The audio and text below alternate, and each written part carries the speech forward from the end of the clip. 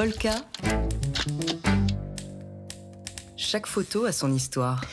C'est mercredi, on parle photojournalisme avec vous, Dimitri Beck de Polka Magazine. Vous décryptez la sélection de la semaine de Polka et revenez sur la visite du Premier ministre, c'était vendredi dernier, auprès des agriculteurs en Occitanie. On pourrait titrer la photo de cette semaine « Attal à la ferme ». Je vous plante le décor, Laure. Une grande ferme d'élevage de bovins avec ses bêtes et ses hangars. Tout était bien en place avant l'arrivée du Premier ministre. Pas de place à l'improvisation. Des spots sont installés pour éclairer la scène à la tombée de la nuit, des bottes de paille disposées en arc de cercle pour accueillir la quarantaine d'invités à l'occasion de l'événement. Parce qu'il s'agit bien d'un événement, une prise de parole importante destinée au monde agricole. L'heure est grave et la colère des agriculteurs forte.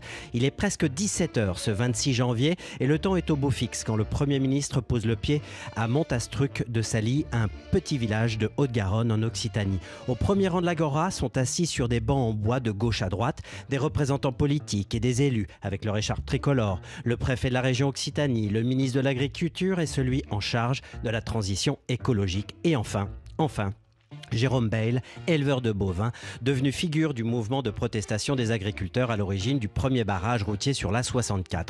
Vous ne pouvez pas le manquer sur la photo prise par Vincent Nguyen en reportage pour le journal Le Monde. C'est l'homme à la barbe qui porte une casquette jaune à l'envers. Petit détail que nous a glissé le photographe. Et comme vous le savez, Laure, le détail se cache dans les... Le diable se cache dans les détails, exactement. La casquette de Jérôme Bayle est à l'effigie de Son Goku, le personnage principal du Dragon Ball. Le gouvernement n'a qu'à bien se tenir. Au deuxième rang de l'image, un groupe d'agriculteurs perchés sur des bottes de paille. Et au centre de cette image, bien sûr celui qu'on écoute avec attention. C'est bien sûr le Premier ministre lui-même, costume, cravate sombre de rigueur, chaussures de ville bien cirées, micro à la main, il est au cœur de toutes les attentions. Confiant et serein dès son entrée en scène, Gabriel Attal donne des gages à ses hôtes. Lui, le bon élève du président, rompu à l'exercice de la communication permanente et d'urgence.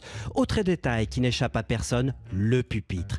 4 bottes de paille superposées sur lesquelles le chef du gouvernement a posé ses notes écrites sur des feuilles blanches comme s'il était dans son bureau à Matignon. Dernier détail enfin, en arrière-plan.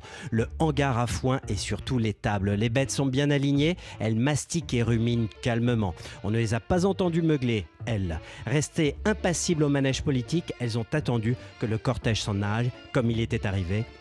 Vite fait, bien fait. Voilà, la photo est presque parfaite, manque peut-être un petit clocher au loin. Ce jour-là, en pleine campagne, la prise de parole de Gabriel Attal était son tour de chauffe, sa répétition champêtre avant son grand oral qui s'est tenu hier, bien loin des bottes de paille, sous les hors de la République devant une plus grande assemblée nationale cette fois-ci. Dans sa déclaration de politique générale, le Premier ministre a affirmé qu'il doit y avoir une exception agricole française, pourvu que ce cocorico bien français, ce chant du coq, ne se transforme pas en chant du cygne. Dimitri Beck de Polka Magazine avec cette chronique à retrouver sur le site de Polka. Polka. Chaque photo a son histoire.